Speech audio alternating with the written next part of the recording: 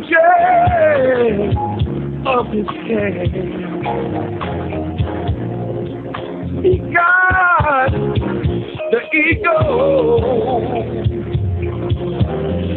through a purpose, yes, love.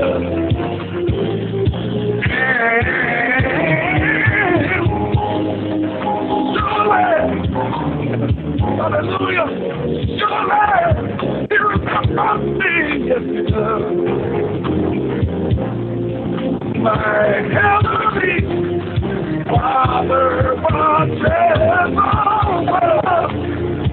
watches over me.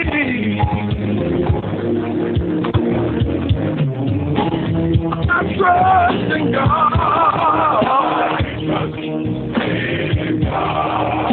I know he cares for me. On the mountain,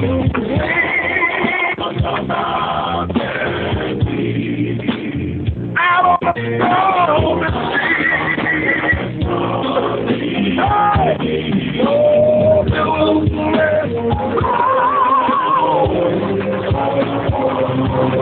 I know he keeps my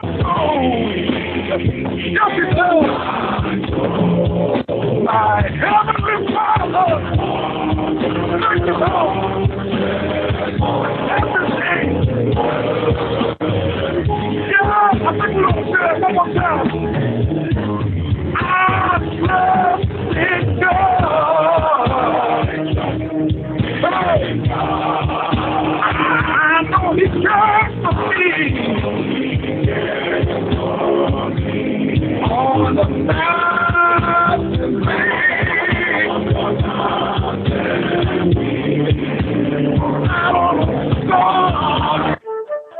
This is Holy Land Moments, presented by the International Fellowship of Christians and Jews. Rabbi Yechiel Eckstein continues from the popular Journey to Zion DVD teaching series as he discusses the Temple Mount in Jerusalem. We Jews do not rebuild the temple now because we await the Messiah's coming to purify us. We are not allowed by Orthodox Jewish law to set foot on the Temple Mount because we are impure, and we might even accidentally step on an area of what was the Holy of Holies. The Christian pastor in Mississippi, his name is Claude Lott. He dedicated his farm to raise only Heifers.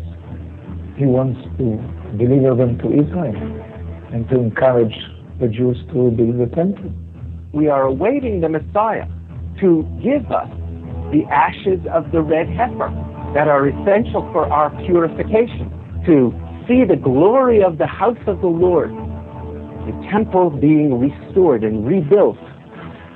This is really one of the most interesting phenomena that I can think of, because Christians in America today are breeding cows, red heifers, trying to have the red heifer that would be used to purify the people of Israel so that the third temple could be rebuilt. It's a very, very fascinating subject. And I would just urge all the viewers that next time they go driving by a farm and they see a herd of cows, keep your eyes open, because maybe one of them is the red heifer.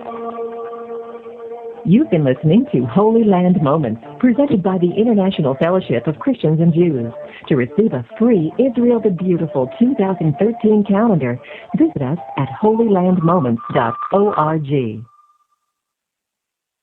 Now back to the Gospel Show with Mickey B on your favorite radio station.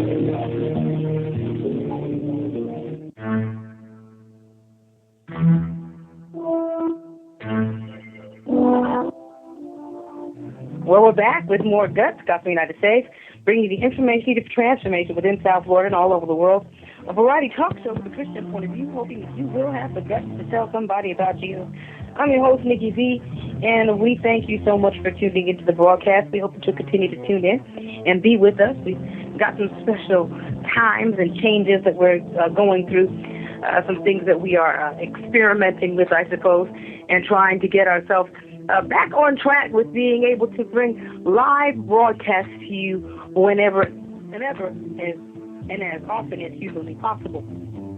By the way, we are in Acts chapter 28, verses 3 through 6, and we're going to go through these verses once again, but in a little bit more delineated form, or delineated fashion. And we do thank God for you all tuning into the broadcast and being a part of what God is doing right here and right now.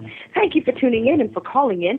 You all can call in at 877-217-5375. That's right, you're tuned into Guts, Gospel United Save, a variety talk show with a Christian point of view, hoping that you will have the guts to tell somebody about Jesus. You can also visit us on the internet, gutsay.com. Now, we are here talking about a deadly situation, and one that's expected anyway to be deadly. And when Paul had gathered a bundle of sticks and laid them on the fire, there came a viper out of the heat and fastened on his hand.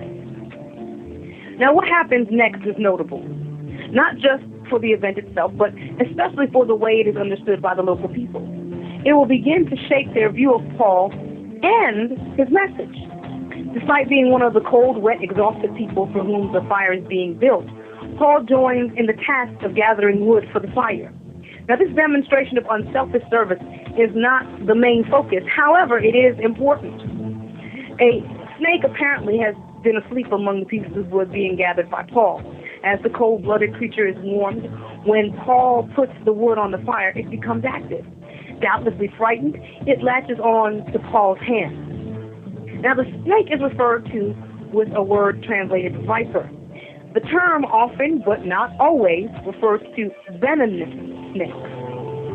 Now, that point is controversial in this text because today in modern-day Malta or Melita, there are no venomous snakes.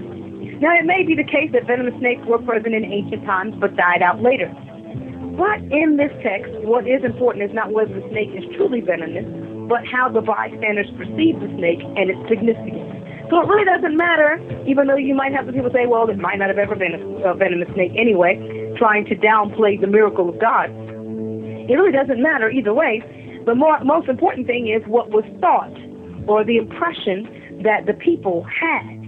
That makes all the difference in the world. And whenever people have a certain perception, that's how they react, or that's what they act upon. That's how they respond. So let's get to that response, because everybody's on this death watch now, waiting to see if the man falls dead. Now, they should know, because I'm sure many of them would have known what kind of snake that was, having seen those kind of snakes before, and probably have seen or witnessed other people die from a snake bite, from that type of snake. But either way, neither part is really that important. The important part is where we're getting to. And when the barbarians saw the venomous beast hang on his hand, they said among themselves, no doubt this man is a murderer, whom, though he escaped the sea, yet vengeance suffereth not to live. So now, a different Greek word is now used to identify the viper of verse 3. They talked about a viper which would indicate that he is a poisonous snake. In 4, they actually go ahead and get right to it. A venomous beast.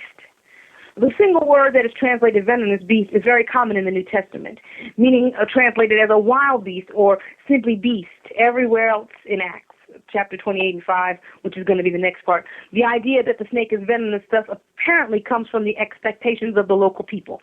They are definitely thinking that this snake is going to kill Paul. There's no doubt in their mind that the snake that has latched on to Paul, or had latched on to Paul, definitely deposited some poison in his body. In any minute now, he's going to die. So as the events unfold, the people begin to interpret the scene according to their view of the world. This is very common. We do the same thing. We interpret the events that happen before us based on our view of the world. That's why we have a Christian point of view, so we can view the world from God's perception. Now, it's hard sometimes because sometimes we don't know how God perceives things, but if we walk with him a while, talk with him a while, sit with him a while, read his word a while, and walk after the Spirit a while, we should be able to get an idea. Yes, our thoughts are not his thoughts, nor our ways his ways. As far as the east is from the west, so are our thoughts from his thoughts. However, eventually, if we continue to walk with God, we ought to have a melding of the minds. We ought to get to the place where we begin to think like he thinks, walk like he walks, talk like he talks. An example would be Enoch, who was translated that he should not see death. He became so much like God. God said, I have to translate you because your physical being can't actually take what's about to transpire. So many ancient people interpret unusual events as omens, signs indicating some unseen reality or some impending event. You don't believe me? Let's go ahead and go to Jeremiah chapter 10, verse 20. Thus says Yahweh, you must not learn the ways of the nations. You must not be dismayed by the signs of the heavens, for the nations are dismayed by them. It's the world that looks for signs, the world that looks for wonders, the world that looks for omens, the world that looks for hidden things. If this happens, then this must be the next thing. If a spoon falls or a knife falls or a fork falls, it means this. In their understanding of the world as being governed by various gods with various realms of power, ancient pagans look for signs of the gods' will and action. They look to see and interpret based on the various gods that they believe in. We ought to interpret and we ought to look for things that would tell us what God will and action is. And though it's difficult to know all these things because he is infinite, it is our duty and our challenge as Christians to try to understand God, that we might be able to walk in his will, that we may be able to reflect his way. Thus, the sudden unexpected appearance of a snake is easily interpreted as a powerful omen. After all, snakes during cold, rainy, wet doesn't happen. So now a snake appears. Hello, bad news. These natives know that Paul had been aboard a ship as a prisoner. So let's take and start putting together the logic puzzle. One, we understand that this guy was a prisoner. Two, in the typical pagan view, the ship's fate in the storm can be readily seen as an omen of God's disfavor on one of its passengers. Remember, that's what happened to Jonah. He was not favored by God. Tempests were there, and when Jonah was thrown overboard, the seas got calm and the people were safe. Could be history, stories being told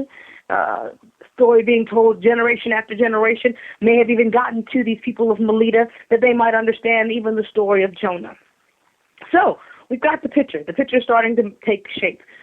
Prisoners in a ship, Paul being one of them, storm being abroad, and has now shipwrecked these people.